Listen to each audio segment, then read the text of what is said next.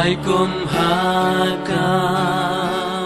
ngi Pentecost atu teda kabor bakra ban ing duki pop kum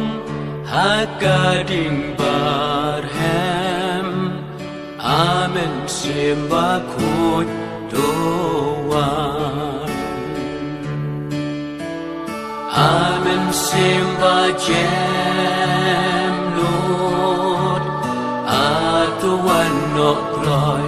mi ti khôn trong mê đòn cầm chính em bên độ ý chính snow pa ý sinh tiêu birthday ba ngàn buồn ru tang ya me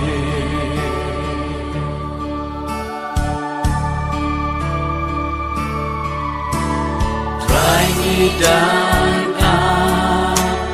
haduk kani kapor human simba khut ka ching kula ba men the no hap deng chong ni try men ta human simba khut da amen simba jem lord atuan nok loy mi pi khôn trong mi đòn cầm chỉ in do ki chen small pa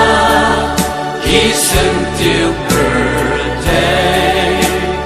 ba ngàn bột ru tang ya me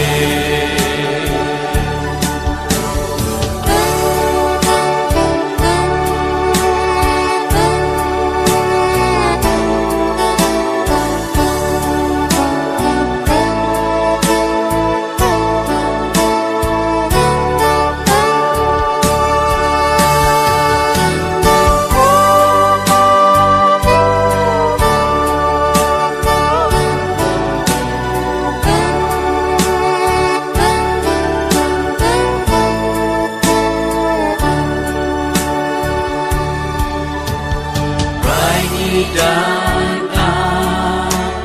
haduk kani kapor